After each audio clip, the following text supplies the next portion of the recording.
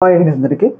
రీసెంట్‌గా జగన్మోహన్ రెడ్డి ఒక కీలకమైన నిర్ణయం తీసుకున్నారు. ఆ నిర్ణయం ఏంటి అంటే, పార్టీ యొక్క వ్యూహ రచన బాధ్యతను మళ్ళీ ఐపాక్ చేతిలో పెట్టారు. మీ అందరికి ఐడియా ఉండే ఉంటది. 2024 ఎన్నికల్లో కూడా ఆయన ఐపాక్ టీమ్‌నే నమ్ముకోవడం జరిగింది. కాపోతే ఆ ఎన్నికల్లో ఆయన తీవ్రమైన ఘోర పరాజయం అవ్వడం అయితే జరిగింది. అయినా గాని మళ్ళీ ఐపాక్ టీమ్‌నే జగన్మోహన్ రెడ్డి ఎందుకు నమ్ముకున్నారు అనే విషయాలైతే మనం ఈ వీడియోలో మాట్లాడుకుందాం.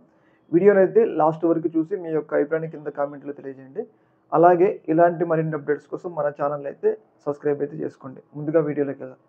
మీ అందరికీ ఐడియా ఉండే ఉంటది. 2019 ఎన్నికల వరకు కూడా 2019 ఎన్నికల్లో గెలవడానికి జగన్మోహన్ రెడ్డికి అనుకూలంగా ప్రశాంత్ కిషోర్ పనిచేయడమే జరిగింది. కాపోతే 2019 తర్వాత జగన్మోహన్ రెడ్డి ఒక కీలకమైన నిర్ణయం అయితే తీసుకున్నాడు. ఎందుకంటే ప్రశాంత్ కిషోర్ అవసరం ఇంకా మనకి లేదు. ఎందుకంటే ఒకసారి అధికారంలోకి వచ్చినాం కాబట్టి ప్రజలకు మంచి చేస్తే ప్రజలు మనకి ఓటు వేస్తారనే ఉద్దేశంతో జగన్మోహన్ రెడ్డి ప్రశాంత్ కిషోర్‌ని తప్పించి ఒక ఐపాక్ టీమ్‌ని అయితే ఏర్పరుచుకున్నారు. ఎందుకంటే ముఖ్యంగా ప్రజల్లోకి పథకాలు తీసుకెళ్లడం, ప్రభుత్వ కార్యక్రమాలు ఎలా ఉండాలి వాటన్నిటిని కూడా ప్రజల్లోకి తీసుకెళ్లడం కోసం ఒక ఐపాక్ టీమ్‌ని అయితే జగన్మోహన్ రెడ్డి నియమించుకోవడం జరిగింది. కాపోతే ఆ ఐపాక్ టీమ్ అనేది 2024 ఎన్నికల్లో ఘోర పరాజయం పాలైంది. ఎందుకంటే జగన్మోహన్ రెడ్డి మీద ఉన్న వ్యతిరేకతను ప్రజలు జగన్మోహన్ రెడ్డి గురించి ఏమనుకుంటున్నారు వాటన్నిటిని కూడా పసిగట్టలేకపోయింది. దీనివల్ల ఏంటంటే 2024 ఎన్నికల్లో తీవ్రమైన ఘోర పరాజయం పాలైందనమాట. అయితే ఈ సందర్భంలో అప్పటినుంచి కూడా ఐపాక్ టీమ్ చాలా సైలెంట్‌గా ఉంది. జగన్మోహన్ రెడ్డితో పని చేయకుండా వాళ్ళు వేరుగా ఉంటున్నారు. అయితే ఇలాంటి సందర్భంలో మళ్ళీ జగన్మోహన్ రెడ్డి గారు ఐపాక్ టీమ్‌కి కొన్ని కీలకమైన బాధ్యతలైతే అప్పగించడం జరిగింది. ఎందుకు అంటే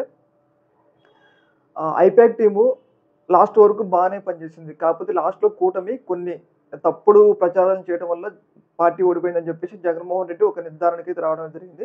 ఈ నిర్ధారణకు రావడం ద్వారా మళ్ళీ ఐపాక్‌ని తన వ్యూహ రచన బాధ్యతలు అప్పగించేందుకైతే ప్రయత్నాలైతే జరుగుతున్నాయి. కాకపోతే దీని మీద కొన్ని విమర్శలైతే వస్తా ఉన్నాయన్నమాట. మళ్ళీ జగన్మోహన్ రెడ్డి తప్పు చేస్తున్నాడు. ఒకసారి ఘోర పరాజయం పాలు చేసిన మళ్ళీ అదే టీమ్‌కి మళ్ళీ అదే ఐపాక్ టీమ్‌కి మళ్ళీ పార్టీ బాధ్యతలు అప్పగిస్తున్నారు. దీనివల్ల పార్టీకి మళ్ళీ తీవ్రమైన నష్టం జరగడానికి అవకాశం ఉంటుందని చెప్పేసి ఒక అభిప్రాయం అయితే వ్యక్తమవుతుంది. ఏదేమైనా గాని ఆ ఐపాక్ టీమ్ అనేది మరొకసారి వైసీపీ పార్టీ కోసం పనిచేస్తుందనటంలో ఎలాంటి సందేహం అయితే లేదు. ఈ యొక్క ఇష్యూలో మీ యొక్క అభిప్రాయాన్ని కింద కామెంట్‌లో తెలియజేయండి. అలాగే ఇలాంటి మరిన్ని అప్డేట్స్ కోసం మన ఛానెల్‌ని అయితే సబ్స్క్రైబ్ అయితే చేసుకోండి. ఓకే మరి థాంక్ యూ.